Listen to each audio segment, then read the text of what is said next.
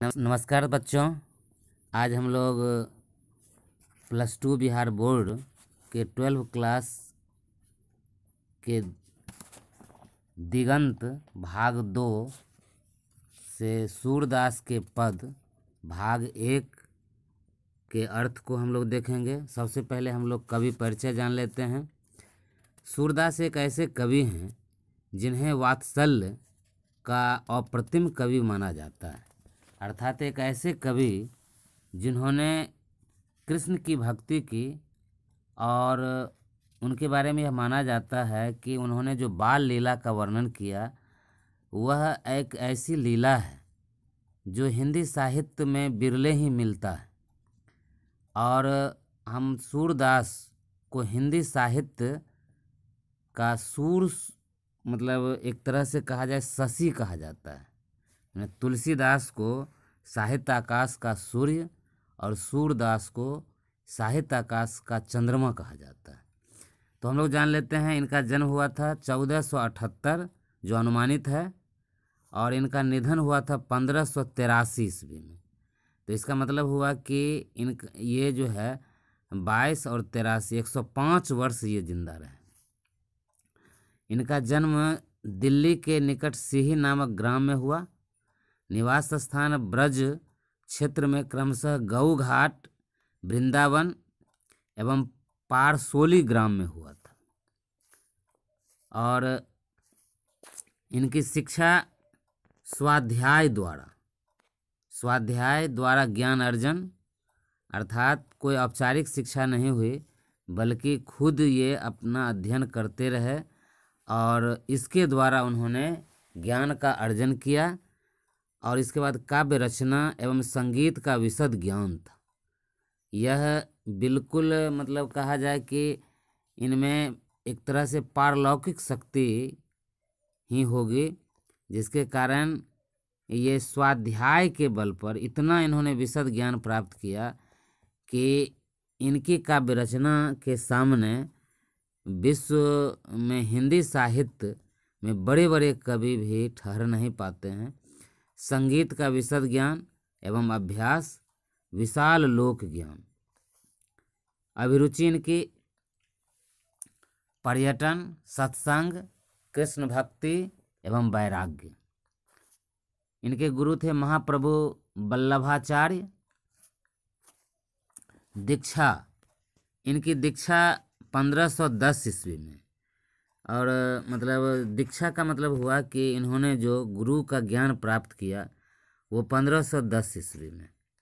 विशेष इनके बारे में माना जाता है कि जन्म से अंधे तथा बड़े होने पर दोनों आँखें जाती रहीं। मृदुल, विनम्र, निराभिमानी, भावुक और अंतर्मुखी स्वभाव के विरक्त महात्मा। इनके बारे में माना जाता है कि ये जन्म से अंधे थे। कुछ लोगों का मानना है कि बड़े होने पर इनकी दोनों आँखें खत्म हुई, लेकिन इन्होंने जो बाल लीला का वर्णन किया है तो उस बाल लीला को देखने के बाद जिस तरह से उन्होंने कृष्ण के बाल मनोविज्ञान का वर्णन किया है तो उससे ऐसा लगता नहीं है कि इन्होंने कभी बच्चों को देखा नहीं होगा। अर्थात इनकी जो बाल मनोवैज्ञानिक परख है वो अद्भुत है। इनकी प्रमुख कृतियां हैं सुरसागर, साहित्य लहरी, राधा रसकेली, सुरसावली। अब हम लोग चलते हैं भाग 1 में इनकी जो काव्य है उस ओर चलते हैं। और काव्य की प्रथम पंक्ति है, जागिए ब्रजराज कुंवर कुसुम फूले। जागिए ब्रजराज कुंवर कुसुम फूले, अर्थात भावपूर्ण पंक्ति में बालक श्री कृष्ण को जगाने के लिए कवि जो है वो श्री कृष्ण को जगाने के लिए उनकी माँ जो है कहती है कि मतलब कि जागिए हे ब्रजराज के कुंवर, अर्थात यशोदा सुबह होने का प्रमाण देती है और कहती हैं बड़े दुलार से कि हे ब्रजराज कुंवर, ब्रज के राजकुमार, आप जो है जगिए, सुबह हो चुका है।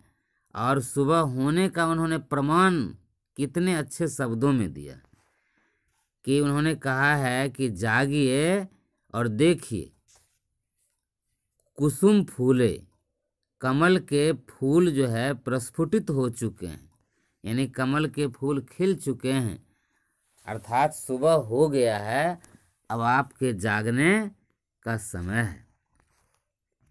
अगली पंक्ति में कवि कहते हैं श्री कृष्ण की माँ यशोदा के माध्यम से कुमुद वृंद संकुचित भये भृंग लता फूले। कवि कहते हैं कि प्रस्तुत पंक्ति के माध्यम से कवि का कहना है कि कुमुद वृंद, कुमुद एक ऐसा फूल है जो रात में खिलता है और सुबह होते होते मुरझा जाता है। कवि कहते हैं कि कुमुद वृंद अर्थात कुमुद फूल के जो समूह हैं, गुच्छ हैं, वे खिल करके अब संकुचित होने लगे हैं, अर्थात वे मुरझाने लगे हैं। इसका आशय है कि अब सुबह हो चुका है, अब आपके जागने की बारी, क्योंकि भोर में कुमुदनियाँ मुरझा जाती हैं, अर्थात अब जो है सुबह हो चुका है, इसलिए अब आपके जागने की बारी। अगली पंक्ति में कवि का कहना है कि तमचूर खग रोर सुनहु, तमचूर खग रोर सुनहु बोलत बन राय। अर्थात कवि का कहना है, प्रस्तुत पंक्ति के माध्यम से कवि कहना चाहते हैं कि तमचूर खग रोर सुनहु, अर्थात चारों ओर तमचूर खग रोर सुनहु, यानी चारों ओर जो है पक्षियों की, खग का मतलब पक्षियों, रोर सुनहु, तमचूर का मतलब मुर्गा, यानी मुर्गा की बांग अब सुनाई पड़ रही। सुबह का प्रतीक जो मुर्गा जो है हमें जगाने आया है, तो इसका अर्थ है कि सुबह हो चुका है। और खग माने पक्षियाँ हर तरफ उसके कलरव सुनाई पड़ रहे हैं, उनकी चहचहाहट फैल रही है। बोलत बन राय, यानी पेड़ पौधे पर बैठे पक्षियों का मधुर संगीत गूंज रहा है, भंवरे माने मंडरा रहे हैं, मुर्गा बांग दे रहा है। खग, तमचूर खग यानी भंवरे और माने मुर्गा चारों ओर मतलब भंवरे मंडरा रहे हैं, मुर्गा बांग दे रहा है, खग पक्षियों की चहचहाहट फैल रही है, पेड़ पौधे पर बैठे पक्षियों का संगीत गूंज रहा है। अब आगे है, अगली पंक्ति है, रंभाती गो खरिकानी में बछड़ा हित धाई। रंभाती यानी इस भावपूर्ण पंक्ति में कवि का कहना है कि गायें रंभा रही हैं, सुबह हो चुका है और गायें जो है बाहर निकलने के लिए अर्थात अपने बारे में जाने के लिए बछड़ा के पास वो जाना चाहती हैं, और उनकी ललक जो है बारे में जाने के लिए, यानी गायें भी बारे में जाने के लिए रंभा रही हैं, वे अपने बछड़ों के साथ जाना चाहते हैं। रंभाती गो खरकाने बछड़ा हित धाय, यानी कवि का कहना है कि गायें भी बारे में जाने के लिए रंभा रही हैं, वे अपने बछड़ों के साथ जाना चाहती हैं। तो अब आगे हम लोग चलें। विधु मलिन रवि प्रकाश गावत नर नारी। विधु मलिन रवि प्रकाश यानी कहने का मतलब है कि मलिन का मतलब है कि मतलब मध्यम रोशनी, अर्थात भक्त कवि सूरदास कहना चाहते हैं कि चंद्रमा का जो प्रकाश है उसकी जो कांति है, विधु का मतलब चंद्रमा का प्रकाश, चंद्रमा की ज्योति मलिन अब मलिन हो रही है। रवि प्रकाश अब सूरज का, रवि का मतलब सूरज, सूर्य का प्रकाश चारों ओर फैल रहा है। और आगे कहते हैं कवि कि गावत नर नारी, और पुरुष तथा महिलाएं दोनों मधुर स्वर में गा रहे हैं। सुबह हो चुकी होने के पश्चात यानी मधुर स्वर में, मीठे स्वर में महिलाएं और पुरुष गा रहे हैं।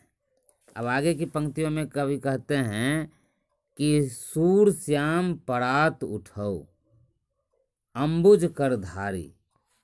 अर्थात कवि का कहना है कि सूर श्याम परात उठो अंबुज कर धारी। हे श्याम, हे श्री कृष्ण, अब सुबह हो गया है, इसलिए उठ जाओ। वे अंबुज धारी अर्थात कमल को, अंबुज का मतलब कमल, कमल को धारण करने वाले श्री कृष्ण को सुबह होने का संकेत देकर उनकी माँ उन्हें जगा रही हैं। कहते हैं कि सूर श्याम परात उठो, हे श्याम, हे श्री कृष्ण, प्रातः काल हो चुका है, इसलिए आप उठें।